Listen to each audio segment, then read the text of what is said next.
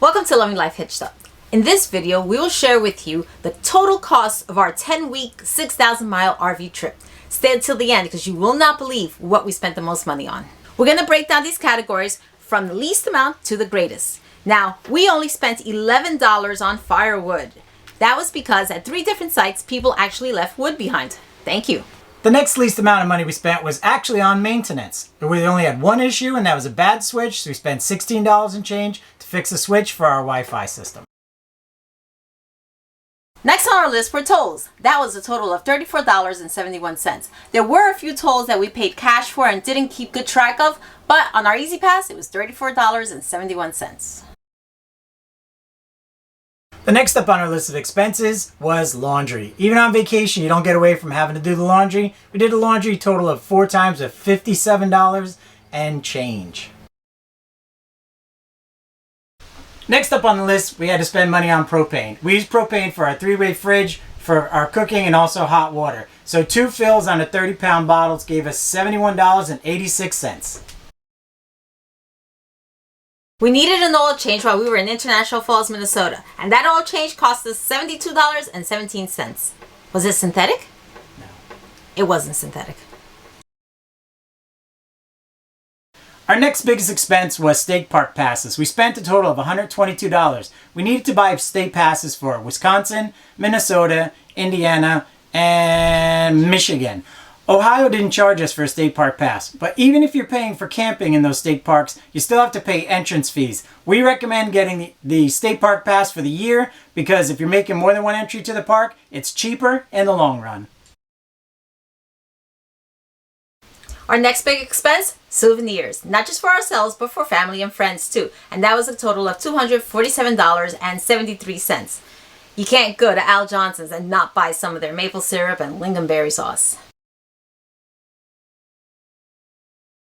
Our next biggest expense is going to be our Harvest Host. We did a total of 6 nights for $317, ranging from $26 all the way up to $125, averaging it out at $52 a night. You walk away with stuff from Harvest Host, so we're good with that, and we enjoyed it. Next up on our list, we break the 1,000 mark. We spent $1,086.33 on sightseeing and entertainment. Now, why do we spend so much money? Well, you're in the Great Lakes. You can't just see it from land, you want to see it from the water. So that price includes a trip around Pictured Rocks, trip around the Apostle Islands, a ferry ride to Mackinac, and to Put-in Bay with our trailer in tow.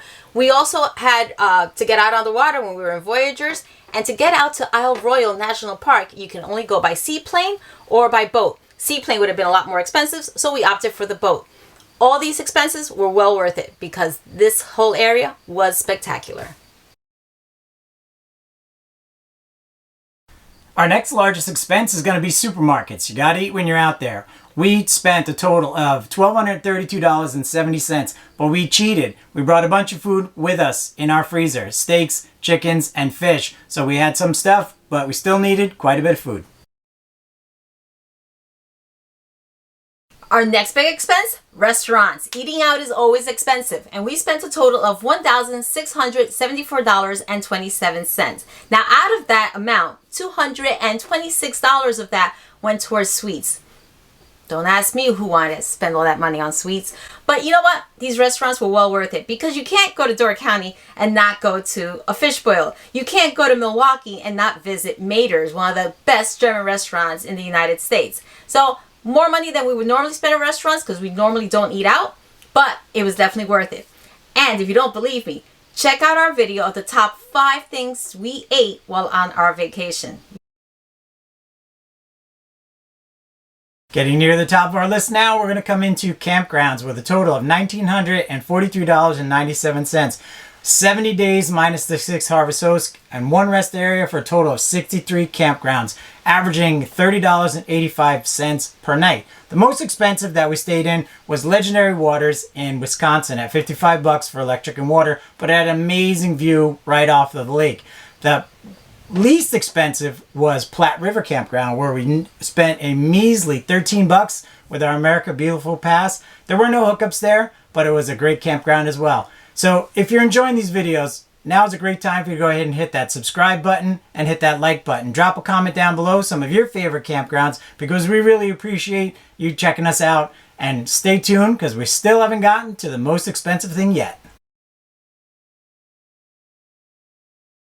Our next biggest expense is going to be our fuel, and I'm going to need a cheat sheet on this one because it's too many numbers for me to keep straight in my head. We did a total of 6,046 miles with 450.3 gallons of fuel. We drive a Ford hybrid F-150, so we get the benefit of some of our driving not burning gas. We did a total of 710 of those miles on electric, helping our fuel mileage, which came out to be 13.9 miles per gallon. The most expensive fuel that we bought on this entire trip was in Michigan, July 17th at a whopping $5.01. And the least expensive was in Ohio on the August 27th for $3.39, grand totaling $1,947, just short of $2,000.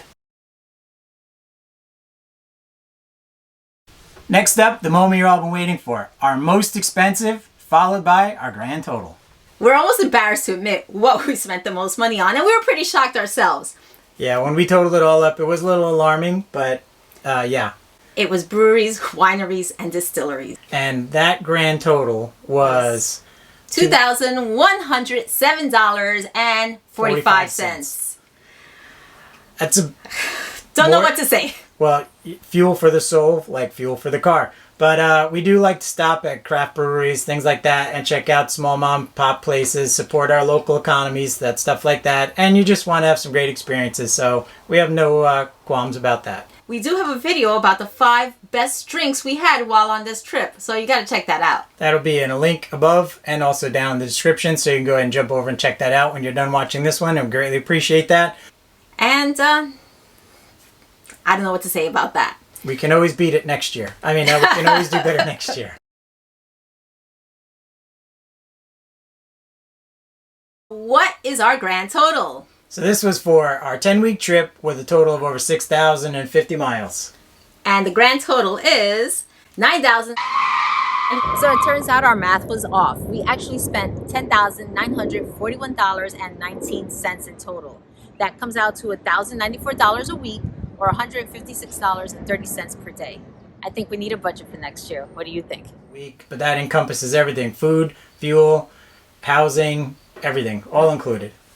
It was well worth it. Now, if we were full-timing, we probably wouldn't spend this much money. We would probably just travel slower and spend more time at campgrounds. But this was our vacation. And honestly, I think it was worth it. I hope this video helped you for future reference when you're planning your trips. Now, obviously, everyone's costs are different because some of us spend more money on food, others spend more money on breweries and wineries, obviously, but...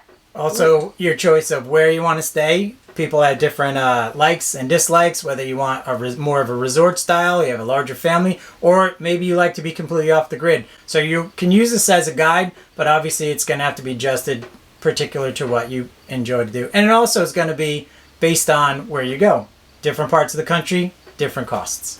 We hope you enjoyed our video. And remember, when you're out there loving life, do it hitched up.